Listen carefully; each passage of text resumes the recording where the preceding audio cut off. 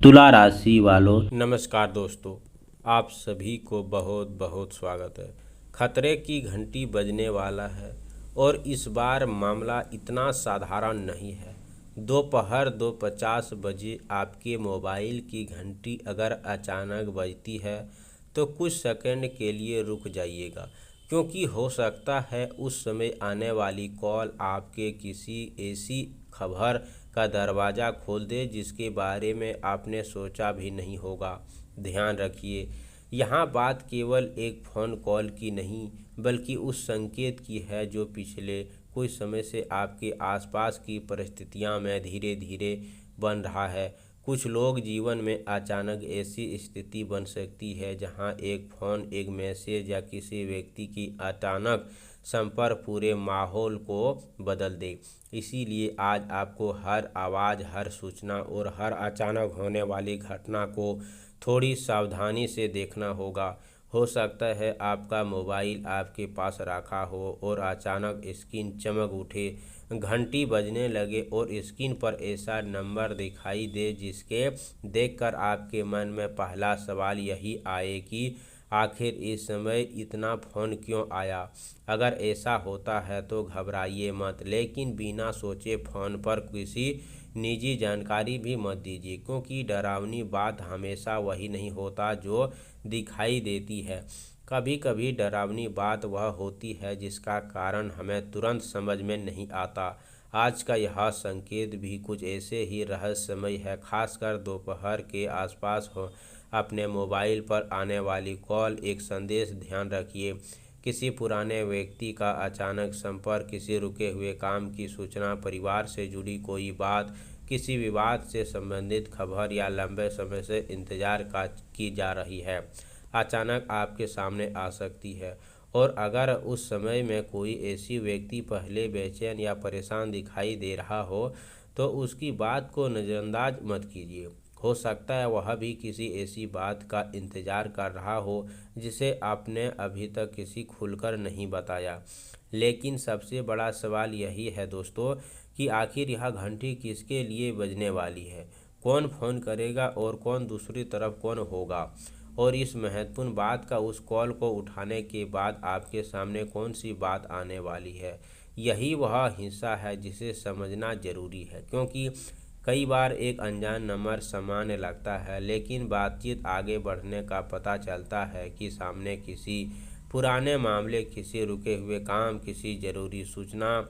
इसीलिए अगर आप आज कोई अनजान कॉल आए तो जल्दबाजी में विश्वास मत कीजिए। पहले पहचान पूछिए, बात समझिए, और यदि पैसे, बैंक, ओटीपी या किसी निजी जानकारी की बात हो तो बिल्कुल सतर्क रहिए।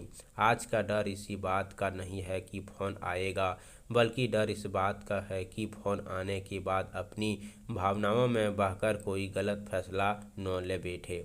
इसीलिए अनजान आने वाली इस खबर को कुछ सेकंड के लिए असंभव में डाल देती है। कोई खबर सुनकर घबराता है तो कोई गुस्से में फैसला करता है और कोई बिना जांचे सामने की बात मन में लेता है। आपको इनमें से कुछ भी नहीं करना है। आज आपको केवल इन चीज़ों को करनी है, शांत रहना है और हर बात को परखना है। अगर दोपहर 2:50 के आसपास फ़ोन बजती है तब पूरे दिन की अचानक आने वाली संदेश सैकड़ों लोगों को सजन रहिए, क्योंकि यह समय एक प्रतीक के रूप में समझता है, क्योंकि निश्चित घटना की नहीं बल्कि ये दोस्तों जिस बात का संकेत दिखाई दे रहा है वह किसी दूसरे समय के सामने नहीं होगा। शायद यही इस पूरे मामले का सबसे रहस्यमय हिस्सा है। कई बार हम किसी घटना की प्रतीक्षा करते हैं, लेकिन घटना किसी और के रूप हमारे सामने आती है। आप कॉल किसी उम्मीद करते हैं तो मैसेज आता है, और आप किसी व्यक्ति की फ़ोन का इंतज़ार करते हैं तो कोई दूसरा व्यक्ति उसकी खबर लेकर सामने आता है। आप सोचते हैं कि मामला ख़त्म हो चुका है, लेकिन अचानक वही पुरानी बात फिर से चर्चा हो जाती है। इसीलिए आज आपके आसपास के माहौल को ध्यान से देखिए। घर में कोई बंद पड़ी चर्चा फिर से शुरू हो सकती है, नई मोबाइल पर कोई अनजान नंबर दिखाई दे सकता है, या किसी व्यक्ति अचानक आपके सामने मिल सकता है जो कोशिश करेगा आपको नीचे गिराने का। आप सभी से ध्यान रखिए कि आज शाम सूर्यास्त के बाद सबसे पहले अपने घर के पूजा स्थान को साफ करके एक छोटा सा दीप जलाइए। दीपक में सरसों तेल डालें और उनमें के सामने बैठकर हनुमान जी का ध्यान करते हुए 21 बार ओम हनुमते नमः मंत्र का जाप करें। इसके बाद हनुमान जी के सामने थोड़ा सा सिंदूर और चमेली तेल अर्पित करें और मन में प्रार्थना करें कि मेरे घर परिवार में भ्रम या नकारात्मक विचार और अनावश्यक विवाद से दूर हो तथा मुझे सही फैसला लेने का बुद्धि मिले। इसके बाद मंगलवार की रात को किसी व्यक्ति से बेवजह बहस से बचें। किसी अनजान फोन कॉल किसी जानकारी बिल्कुल साझा न करें। बुधवार की सुबह स्नान करके साफ कपड़े पहनें और घर के मुख्य द्वार पर थोड़ा सा गंगाजल स्वस्थ छिड़काव करें। इसके बाद भगवान गणेश का स्मरण करें। 21 बार ओम गणपति नमः मंत्र का जाप करें। फिर अपने घर के किसी बेसहारा व्यक्ति को गरीब व्यक्ति समर्थन के अनुसार भोजन फल जरूर दान करें। दोनों हाथ जोड़कर प्रार्थना करें, हे प्रभु मेरे घर में शांति बनी रहे, मेरे परिवार की रक्षा हो और मुझे सही हर परिस्थिति में सही सुरक्षित फैसला लेने की शक्ति मिले। इस उपाय को उद्देश्य मन को शांत रखता है और नकारात्मक आध्यात्मिक भावनाओं में बहकर इसे किसी भी आपको कमेंट बॉक्स में जय हो गणेश भगवान जरूर लिखें। चैनल पर पहली बार आए हो तो चैनल को सब्सक्राइब करें, प्यारे हाथों से वीडियो को लाइक करें। अगले नेक्स्ट वीडियो के साथ मिलते हैं, तब तक के लिए धन्यवाद। आपका दिन शुभ हो।